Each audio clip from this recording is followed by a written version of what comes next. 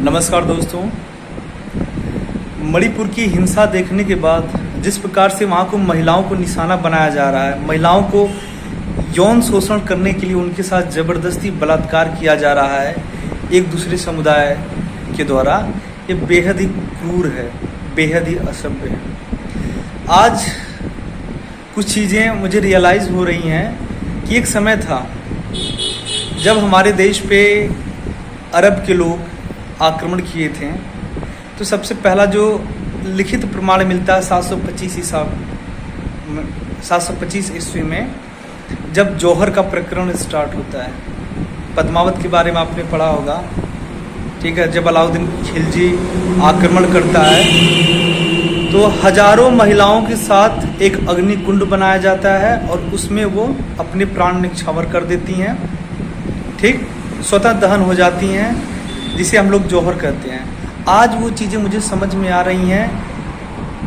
उस समय ये करना जो क्षत्रिय महिलाएं हुआ करती थी, क्यों ज़रूरी था? क्योंकि दोस्तों सम्मान की बात होती थी। ये पहली घटना नहीं है। आप चाहे जो सर्च 1971 में जब पाकिस्तान में चुनाव हुआ, उसके बाद बात हुई कि चलिए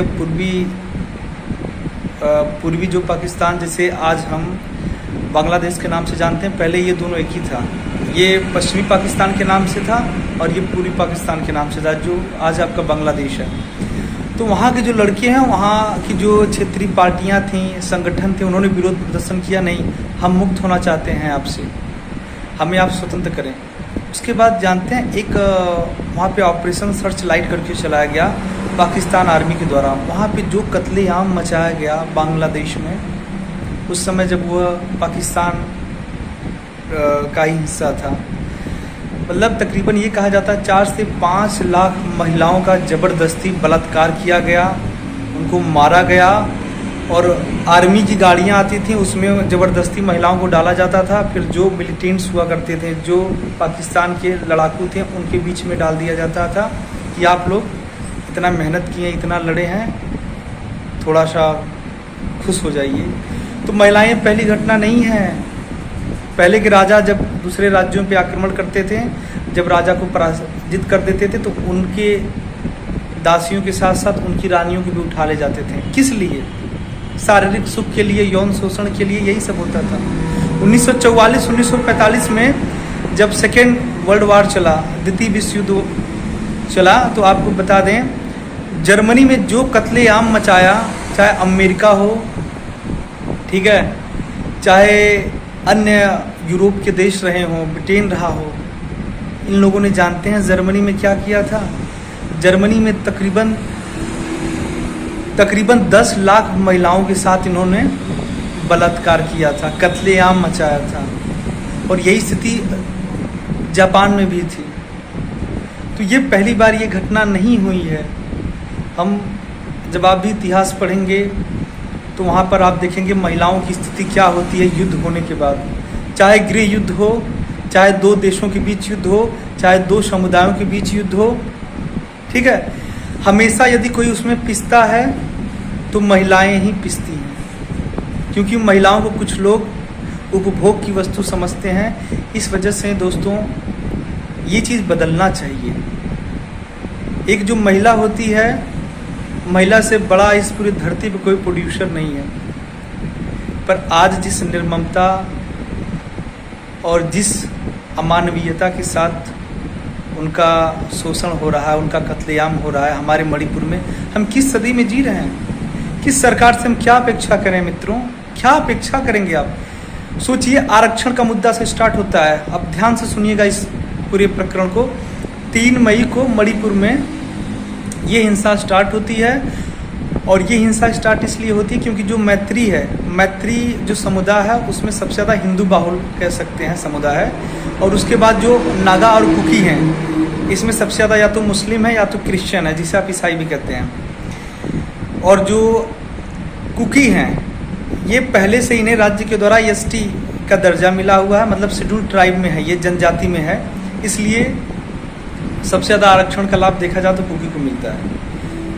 और ये पहाड़ी इलाकों पे ज़्यादा रहते हैं, और ये जो घाटी है, मैदानी एरिया, यहाँ पे आपके ये रहते हैं मैत्री जनजाति के लोग रहते हैं। सोचिए, आरक्षण का एक मुद्दा उठाया जाता है, मणिपुर हाई कोर्ट में याचिका दायर की जाती है, उसके बाद ये विषय राज्य का है, यहाँ की सरकारों का है, विचार विमर्श जो करेगा उसके बाद उन्हें एसटी में डाला जाए, चाहे एससी में डाला जाए, चाहे बाहर निकाल दिया जाए। पर अचानक कुकी जनजातियों के बीच, समुदायों के बीच एक अग्रेशन पैदा होता है, और इन लोगों का विरोध प्रदर्शन इस चरम सीमा पर होता है कि एक दूसरे में लड़ाई छिड़ जाती है कि नहीं, आप क्यों ले रहे हैं? अरे भैया, क्यों ना लेंगे? हम अपील तो कर सकते हैं ना। देना ना देना ये तो सरकारों का विषय है, कोर्ट का विषय है। उसके बाद दंगा हो जाता है, और दंगा इतनी हिंसक होती है कि जो मिले उसको काटो। मैत्री समुदाय के लोग कुकी को पा रहे हैं, उनको काट डालो, कुकी समुदाय के लोग मैत्री को पा रहे हैं, काट डालो। मतलब तकरीबन जानते हैं, हर जगह सरकारी आंकड़े सही कभी भी नहीं मिलेंगे, क्योंकि वो जो है ना, अपनी साख बचाने के लिए हमेशा गलत आंकड़े दिए जाते हैं। पर दोस्तों, वहाँ के जो लोग हैं, जो लोग वहाँ सर्वाइव कर रहे हैं, जो लोग घुट घुट के मर, वो बता रहे हैं कि हजारों की संख्या में भीड़ आ रही है। जहाँ पे जो बहुसंख्यक पड़ रहा है उसको लूट रहा है, मार रहा है, खसोट रहा है। महिलाओं को खेतों में ले जाकर उनके साथ यौन शोषण हो रहा, बलात्कार हो रहा, उनका गला काटा जा रहा है। इस चरम सीमा पर वहाँ पे हिंसा हो रही है। जो अलग अलग, चाहे कुकी हो चाहे मैत्री समुदाय के लोग हों, अलग अलग मिलिटेंट्स बना लिए हैं लड़ने के लिए। सोचिए, जब 4 मई को जिस प्रकार से कुछ मैत्री समुदाय के लोगों ने कुकी समुदाय के लड़कियों के साथ, महिलाओं के साथ जो अभद्रता, जो अमानवीयता की, उस बेहद, वो वास्तव में बताएं, वो शर्मसार कर देने वाली घटना है। हम भारतीयों के लिए शर्म की बात है कि हम 21वीं सदी में रह रहे हैं, पर अभी भी हम मतलब असभ्य हैं, हम पढ़े लिखे नहीं हैं। जिस प्रकार से उनकी दरिंदगी को दिखाया जा रहा है वीडियो के माध्यम से, और उस वीडियो की, वो वीडियो रिलीज होता है 1.5-2 महीने बाद, और इस वीडियो के रिलीज़ होने के बाद दोस्तों हिंसा और भी भड़कने वाली है और आगे होने वाली है। पर आज यदि चाह दें, यही सरकारें हैं, चाहे सेंट्रल गवर्नमेंट हो, चाहे वहाँ की स्टेट की गवर्नमेंट हो, आर्मी हो, अरे करिए ना, आप डिप्लॉय करिए, अलग राज्यों से आप पुलिस डिप्लॉय करिए, आर्मी डिप्लॉय करिए, जो आवश्यकता हो वो करिए, और जो हिंसक अमानवीय पदार्थ हैं उनको सीधे गोली मारिए यदि इस प्रकार की महिलाओं के ऊपर क्रूरता कर रहे हैं। मैत्री समुदाय का यहाँ तक की एलिगेशन है, आरोप है कि जो कुकी समुदाय के लोग हैं, इन्हें जब हमारे राजा थे तो इन्हें, ये पहले बाहरी थे, म्यांमार बर्मा साइड के थे, इन्हें बुलाया गया था लड़ने के लिए। उसके बाद ये यहीं रह गए, और एक लंबे समय के बाद ये यहाँ के जंगल को काट दिए। जंगल को काटने के बाद यहाँ पे अफीम की खेती करने लगे। और वास्तविकता है, जो कुकी समुदाय के लोग हैं वो भारी संख्या में वहाँ पे अफीम की खेती करते हैं। क्या सरकारें नहीं जानती हैं कौन लाइसेंस देता है? ये जो पार्शियलिटी है राज्यों के बीच में, इसी चीज़ का विरोध करना चाहिए। किस तरह का इम्पीचमेंट है, किस प्रकार का तिरस्कार सूचित, मतलब कुछ राज्यों में पूरी तरह से दारू ही बैन है, और वहाँ पे खुलेआम लोग खेती कर रहे हैं अफीम का। कौन दे दिया है? याद रखिएगा, जो जिस प्रकार के व्यवसाय में संलिप्त होगा उसका व्यवहार भी उसी प्रकार से होगा। और जो अफीम की खेती कर रहा है, गांजा चरस जो है व्यापार कर रहा है, आप उससे किस प्रकार की अपेक्षा करते हैं? वो आपके साथ पोलाइटली बात करे, शालीनता से बात करें। हालांकि मेरा विषय ये नहीं है, मैं बस ये आपसे कहना चाहता हूँ कि यदि इसी प्रकार से हिंसा बढ़ती रही तो वो समय दूर नहीं जब अन्य जो पड़ोसी राज्य हैं, मिजोरम वगैरह है, असम वगैरह, वो भी उसी के दायरे में आ जाएंगे, क्योंकि कुकी और मैत्री नागा समुदाय के लोग अन्य राज्यों में भी है, और ये मसला इतना गंभीर हो जाएगा, उसके बाद नियंत्रण कर पाना बहुत ही मुश्किल है।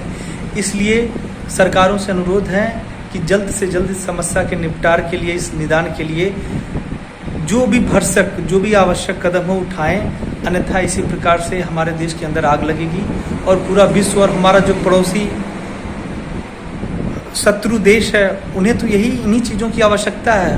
वो तो इसी फिराक में है कि जो हम नहीं कर पाए वो यही लोग कर रहे हैं। तो दोस्तों, तो आज के लिए इतना ही। नमस्कार, धन्यवाद, जय हिंद।